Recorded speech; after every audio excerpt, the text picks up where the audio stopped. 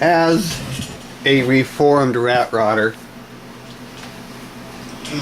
everybody on my channel has always followed my channel for the rat rod stuff, fabricating this everything out of steel.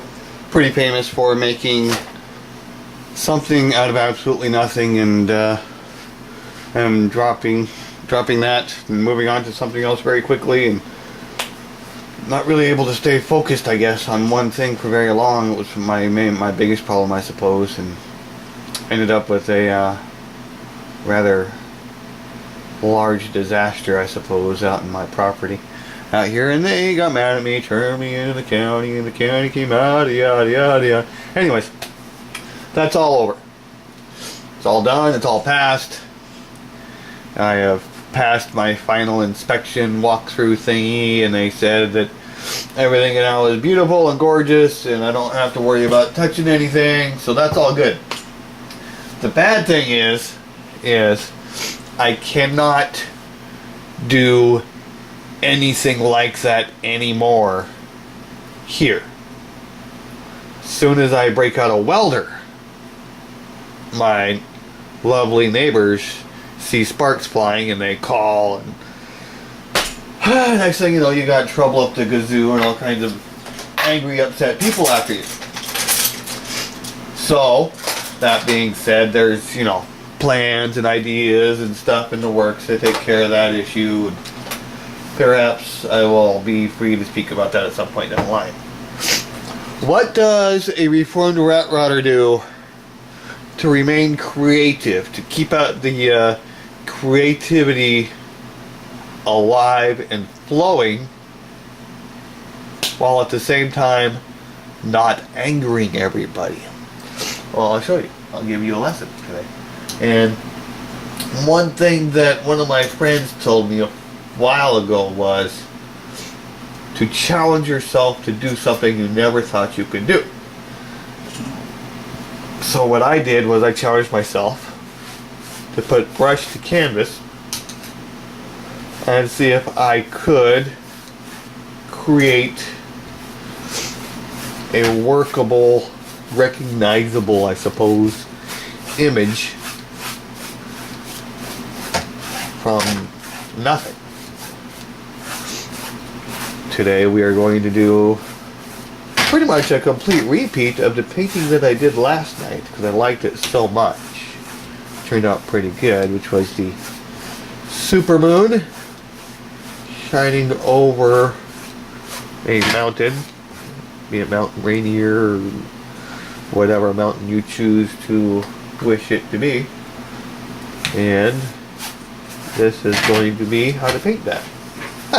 Or, you know, knowing me, it might end up to be how to paint a space blob. I have also painted a couple of space blobs, and they turned out rather interestingly also. First step, I'm working with acrylics. Nothing special. They're nothing real expensive or fancy or anything like that.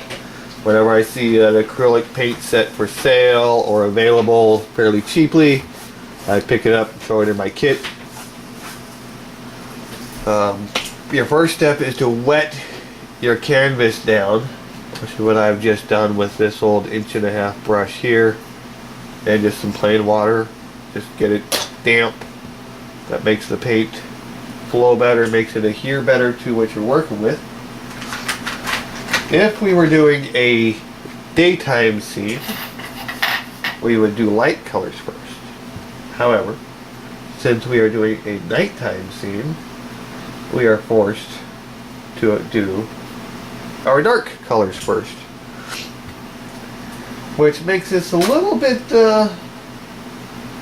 I guess the skill level on this is a little bit higher than just your regular skill level. What I'm using for this, I'm using this 3/4 inch flat brush. I'm using some ultramarine acrylic.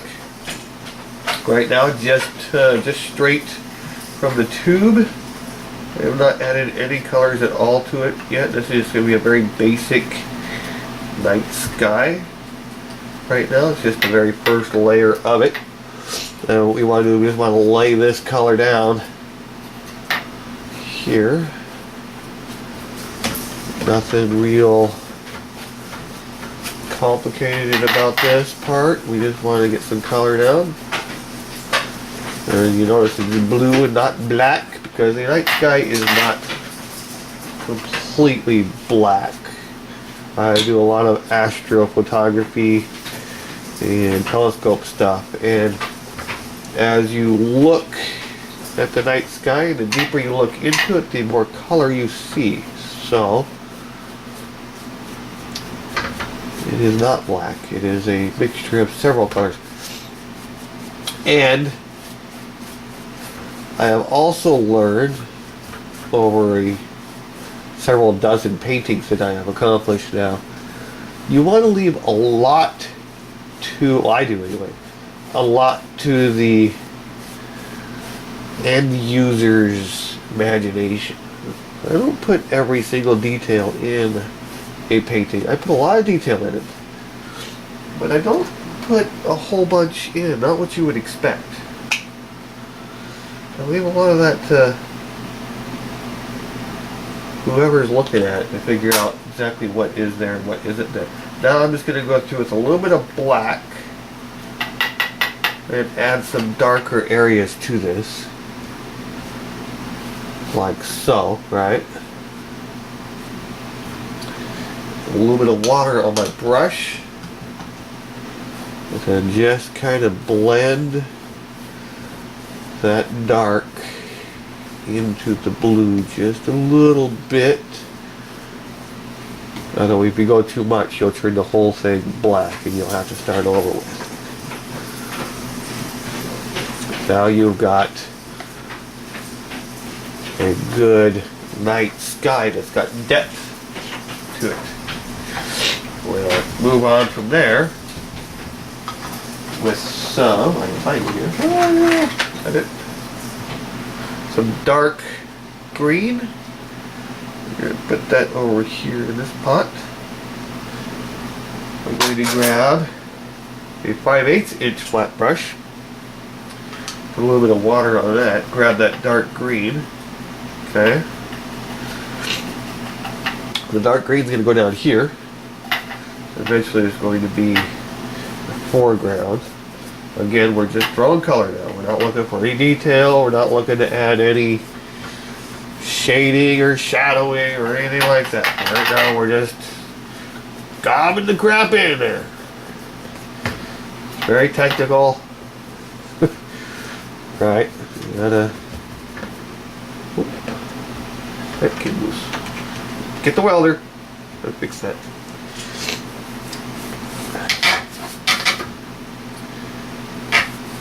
Do you have your paints out yet? Go get them. Maybe a pretty substantial pause here while we wait for this background to set up properly. So you've got time to go get your paints. Well, YouTube land, of course, that substantial pause will be non-existent. So I guess you'll be screwed on that one, buddy. Sorry about that. Anyways. So we've got a good dark green patch down here. Okay. Again, I'm going to go back to my black. A bit of water. Add some black spots to this. Work that in a little bit. A little bit more over here, say. That'll give a little bit more depth to that. Okay. Like so.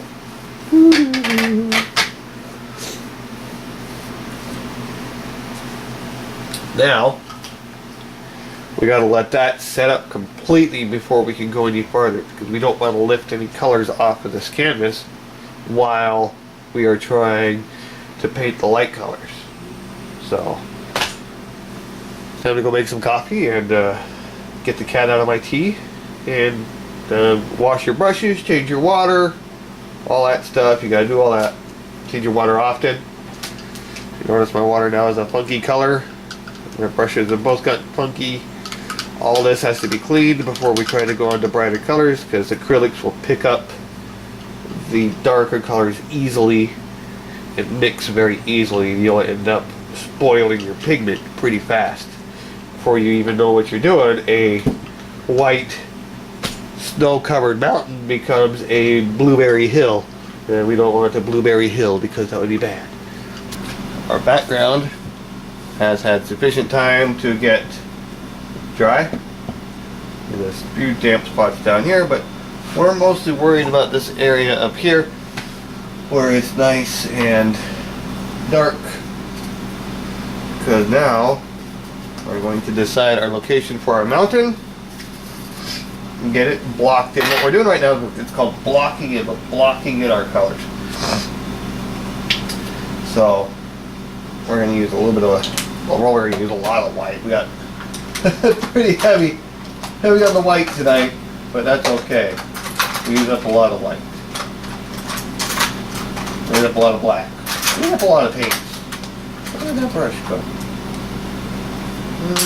Well, we'll go back with our 5/8 here.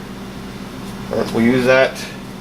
We use these bigger brushes. I use them a lot because I like the sharp edge, and you can put down a lot of color rapidly. With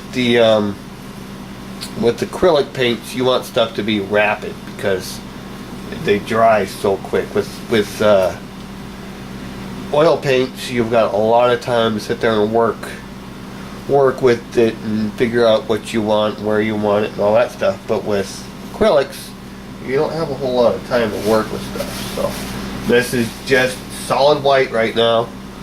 Going down, we can go in, we can add anything we want at later times. We don't have to worry about stuff. To give depth to an image, you put things off center. If you always just put stuff right in the center of the painting, the person viewing the painting is going to always look in the same spot. It's right in the center. I like to put things offset a little bit. That draws their eye across the painting into it and makes the image believable, a little bit more natural, I guess. So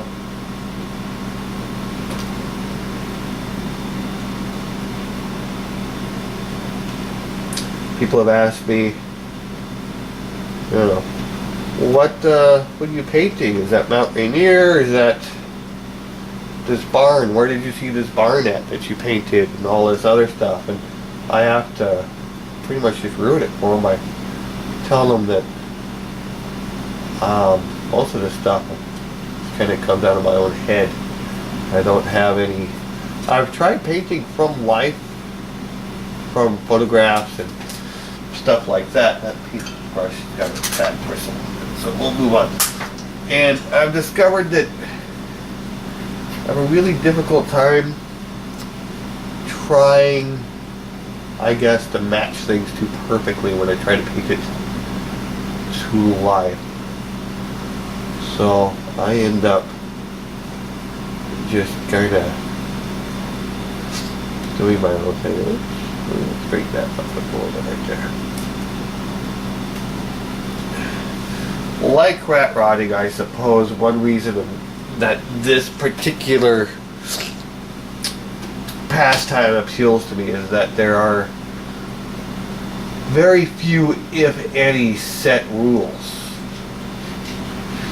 When I started doing this, I was a little bit leery to show people what I was doing, because I figured that there would be some mocking of my awfully terrible paintings and stuff like that. And oh, totally, some of my first paintings were terrible, absolutely horrible things. But that's not the point. The point is, and it took me a little while to figure this out. The point is that not that your painting is perfect or lifelike or all that stuff. It's the fact that it's a painting. That's what makes it so interesting, I suppose. You can sit there all day long and take photographs of this stuff, and you know, I do. I take pictures of this stuff all the time, but you can also paint it. And there's nothing. Now I'm just gonna get a little bit of gray here, just mixing some black and a little bit of white here, making a little bit of gray paint. And I'm going to add a little bit of a couple of mountains, or one mountain over here off in the distance a little bit, shrouded in the dark in the gray. And I'll allow that to go on down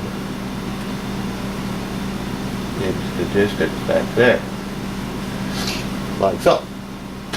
Okay, now we're done with our big fatty brushes. We don't need those so much anymore. I'll just put that right back in my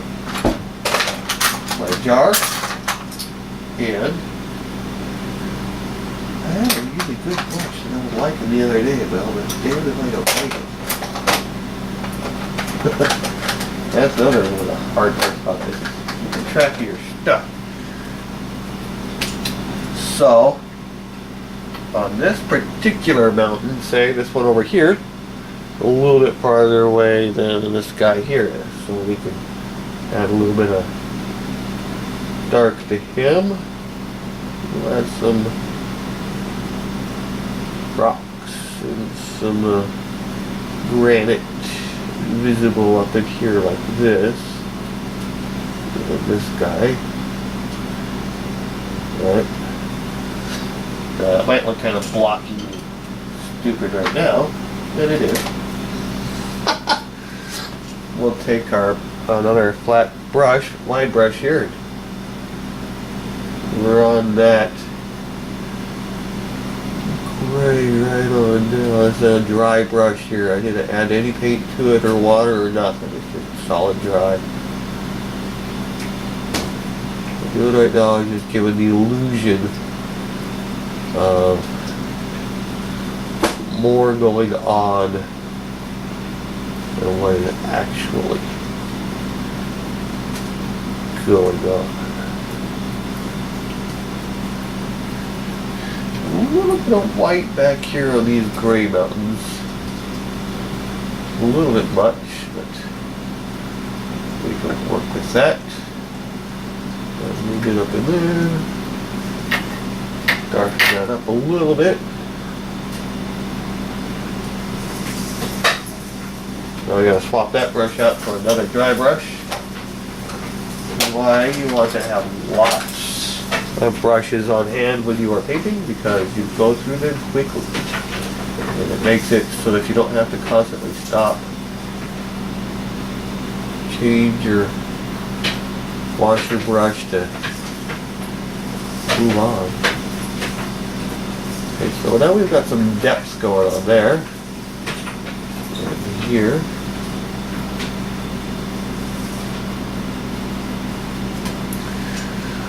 A couple of mountains, right? For the moon, we'll let that set up for a second while we work on the moon. The moon is probably what's going to draw the viewer's eye, I suppose, in. And it has to be round. You've got to have a nice round look to it. It can't look super jagged or rough. It's got to look pretty close. Which is where a tool like this, it's just a little rubber end cap for something that I found, comes in really handy.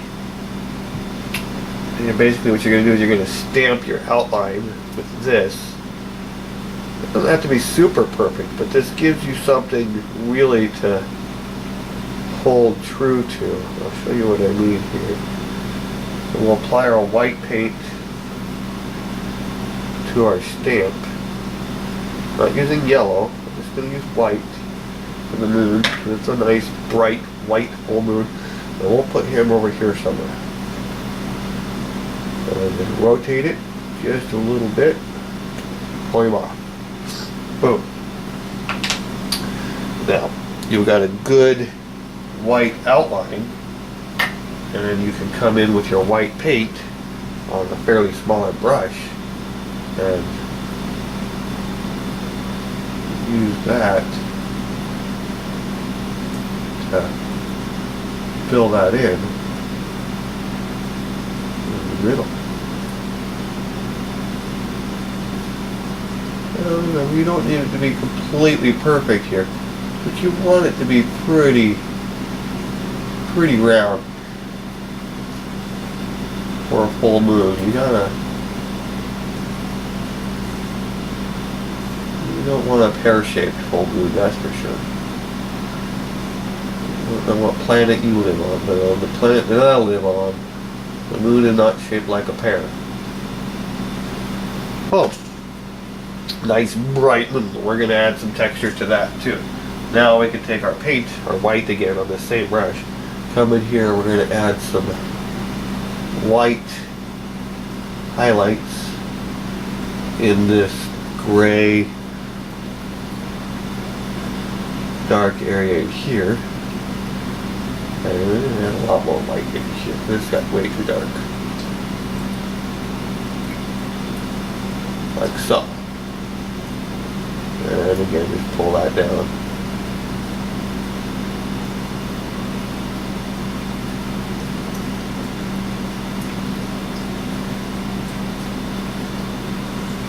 Like so.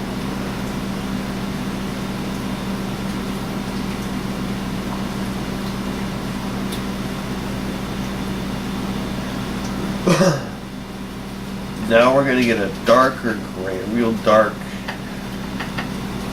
gray here with our same brush we were just using. We're going to add a lot more into the green here because of course the green doesn't come all the way up the mountain like that. This is, maybe it's a hill and we're looking over the valley into the mountain range there. So we'll take our dark gray here.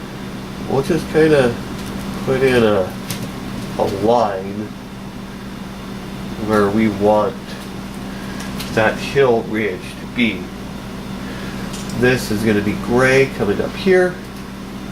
Not solid gray. We can go through and we can put in other details and stuff in there, but we want to cover that green with it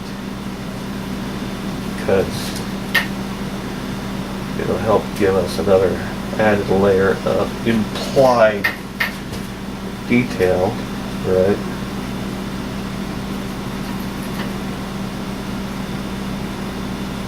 Just coming down here,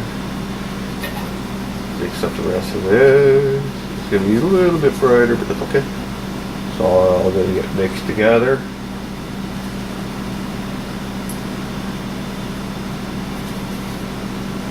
Right, like so.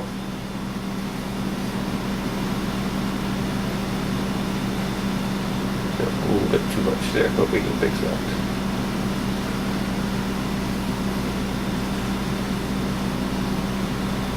Okay. Now we're going to take one of our big fatty brushes. All good. Make sure he's fairly clean. We want him wet, but clean. We're going to use that. We're going to work it up and down from like a middle point here in this gray area. We're going to go up and down. So we'll start with our up into the mountains.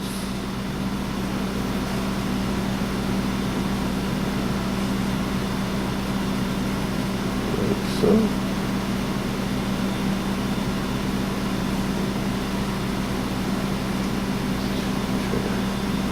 Flip some of that back. And then we'll come down. Back towards our tree.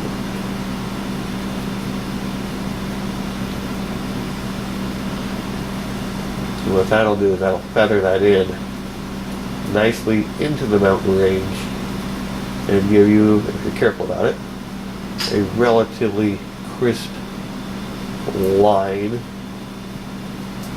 Down here at the bottom. Somewhere. not making this up. Well, yes, I'm making this up as I go along. I have no idea what I'm doing. Somebody make it stop, quick.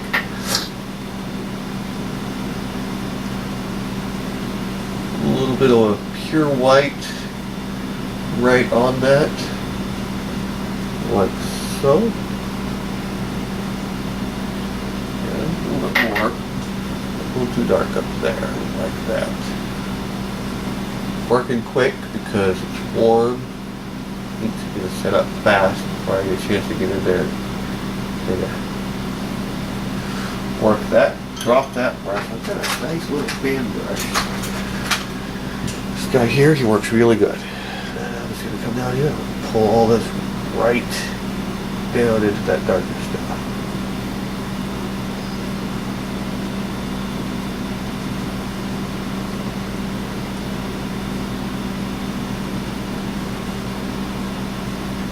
These brush strokes that are left, we can work those out with some white.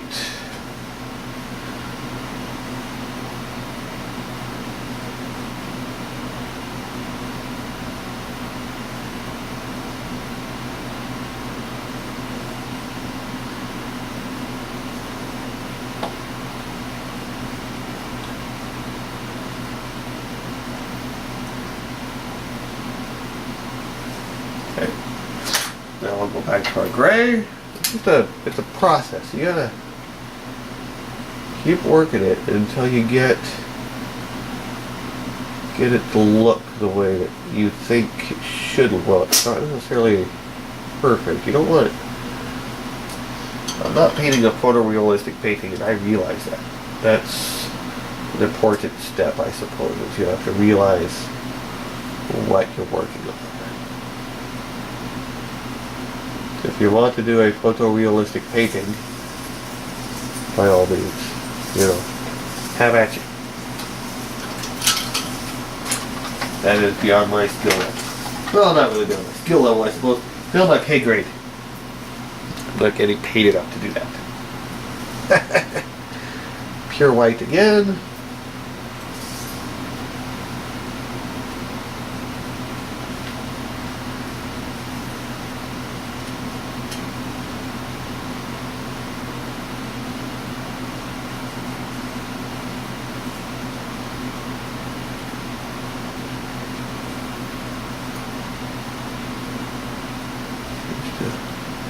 We're going to go ahead and finalize that mountain a little bit. We're going to put a highlight here, and we're going to put a highlight running down in.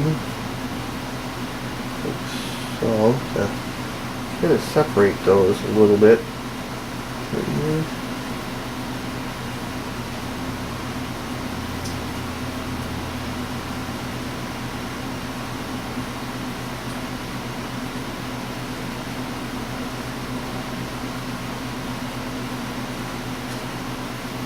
Not liking that brush at all. It's not flowing off of that very well at all. So, and the white is getting pretty contaminated there. Don't be afraid to use up paint. Don't be afraid to use up brushes, because hopefully you've got lots of them. Paint and brushes are inexpensive. Canvases are relatively inexpensive too. I use these canvas boards. I've tried using a few stretched canvases before. I'm not really been a great big fan of them. I just never really liked them. They just bounce. It just seems like it bounces when you're trying to actually paint something. That was getting pretty annoying to me. They were a bit too violent at it. Could be. Could be.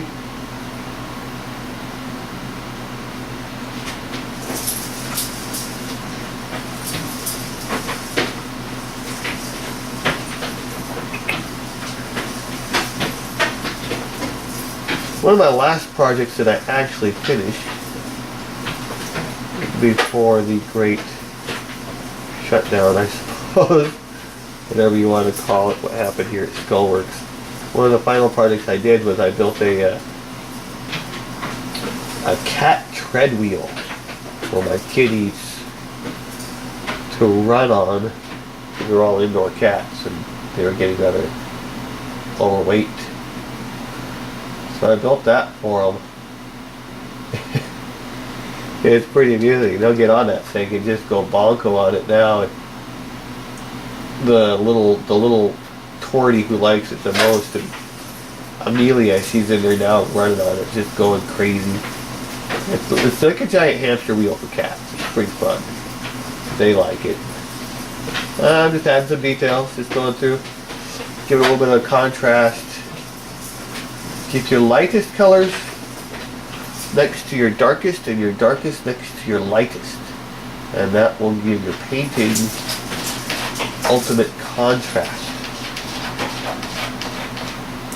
It will make your images seem deeper and make them, I guess, pop more. You have nice crisp edges between that and that.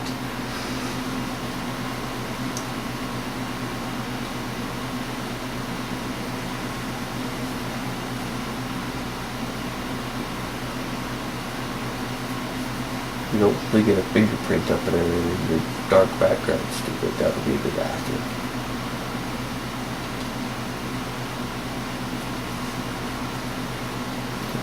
Run that white down here. And probably go over it another time with the fan brush.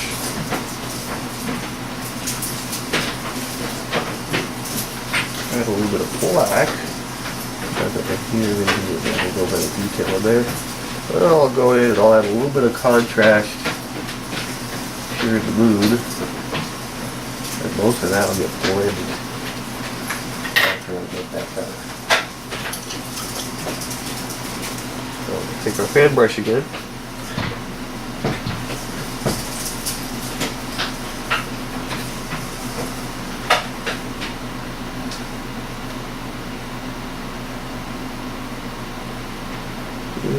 Running the back up and down that mountain like we want it to go. Grab that over there too. Like so. You don't want to overthink it. If you start overthinking something, then you run into problems. That was the brush I was looking for earlier right there. Oh well. Found it now. So we're going to take a little bit of water, come back up here to our moon and our dark area here. We're just going to swirl that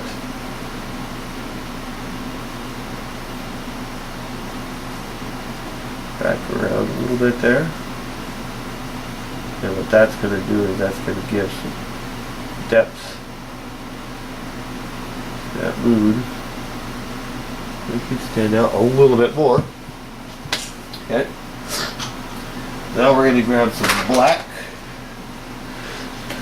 For the colors I use a lot of, the white, the black, the browns, I buy these because I burn through them a littler tubes. I go through these things super fast with those other colors. So it's a good idea to use the big, thick guys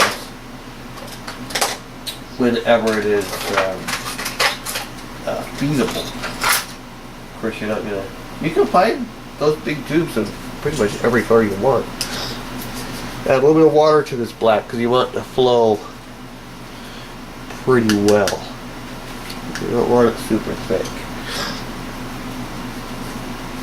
Here comes little Amelia after her jogging escapade, huh? Stinker.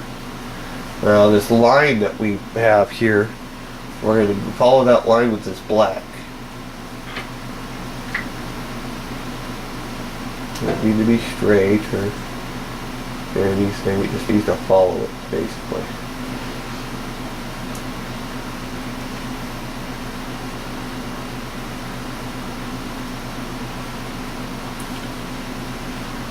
That's going to be a shadow line there, your main ridge, I suppose.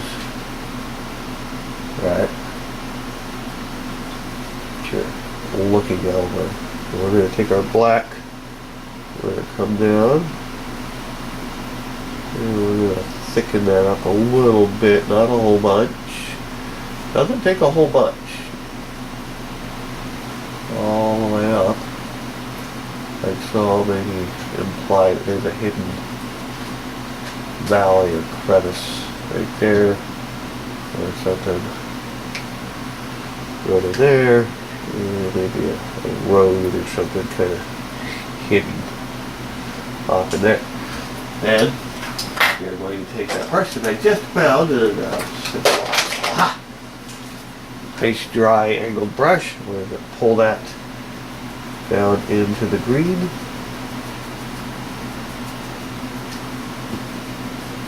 Yeah, add a little bit of water to it, start to set it. Again, dealing with the acrylics, they set up quickly. You gotta work around that. I choose acrylics instead of oils because with the animals living in my house, which are all part of my family, as everybody knows me, knows that is true, I did not want any chance of toxic substance being introduced to them. I did not really think that would be swell. So that's why we're going with that. And now we're going to take one of our good sized black brushes, or flat brushes, one of the big thick guys.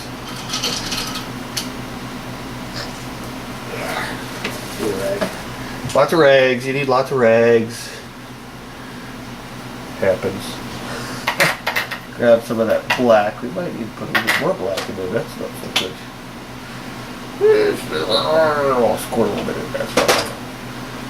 A little water, we want that kind of runny.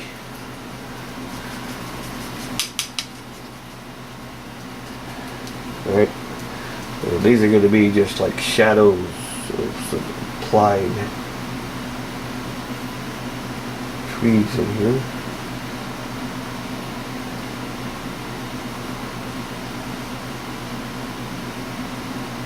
There we go.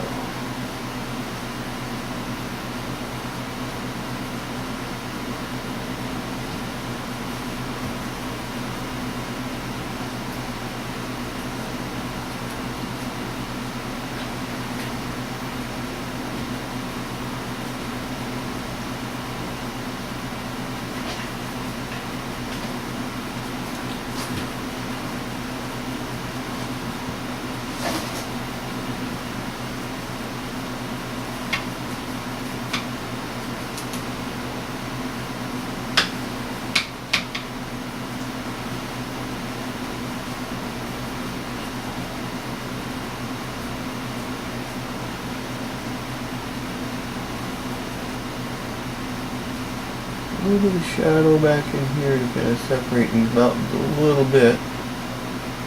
Not much, just a little bit.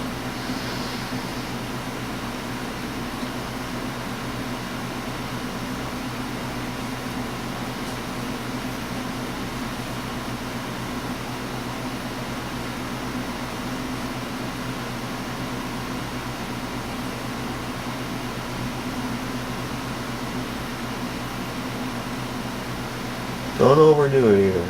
Just kind of go in here. You just kind of add a little bit of darkness. I'm going to pull most of that out over here. I don't really like that way that was in there. You're done with that. Now your another good flat brush. There's a lot of these brushes.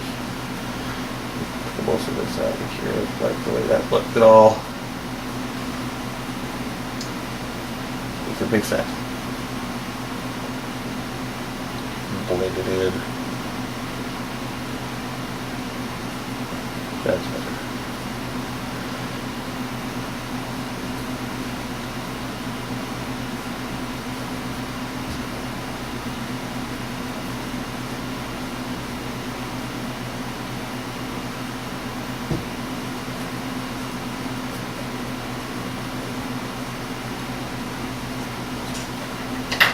A little bit of black on that.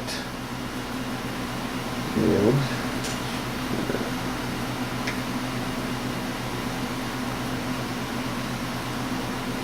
put up those lines a little bit.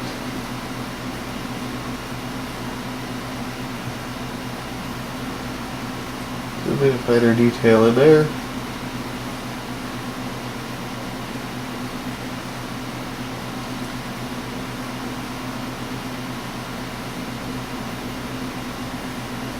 So.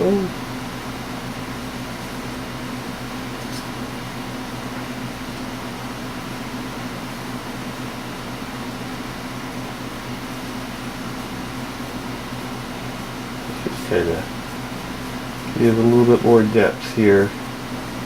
Added some black back here. There's these valleys. Hold that up into the sky. And it'll crisp your mountain up a little bit. And give a little bit more character to your sky up in there. Like so.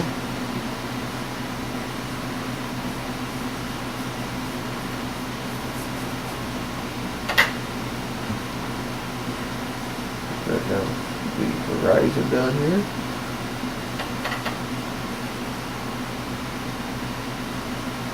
So, black back around.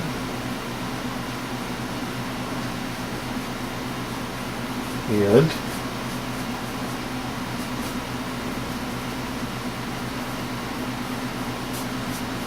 that's about that. You can go through and you can add detail to it if you want. You can put in something in the foreground. You can put, oh, I don't know, a little bit of work in there maybe. Lighten him up a little bit.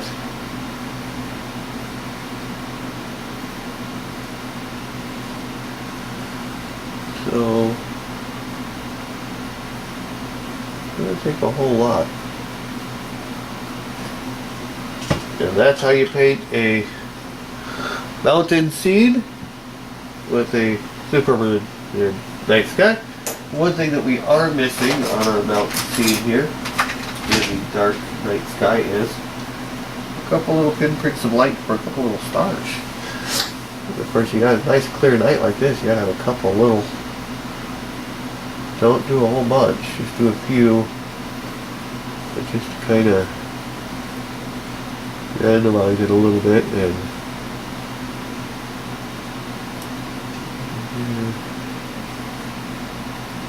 there's a couple that kind of give it that starry night sky feel to it, like so. And that's about that. Like I said, it's not rocket science. And what you end up with is a serviceable painting. And the mountain on this one, I guess, is not as good as the one I did last night, maybe, but I like it. I think it's pretty cool. Let's add a little bit more light down here. Pull that up.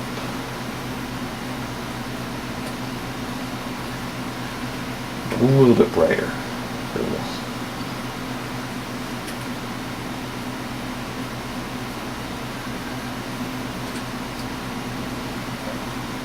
There.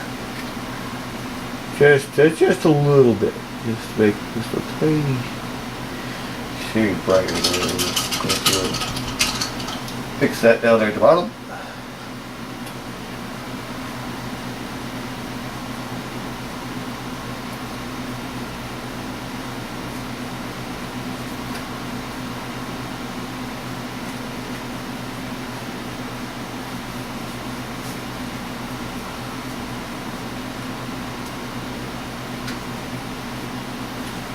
There we go. That's better. I like that a little better. So anyway, there you go. That's how to do your basic nighttime mountain scene. Maybe next week we'll do a barn. Barns are pretty fun. I enjoy doing barns. Y'all have fun. Bye.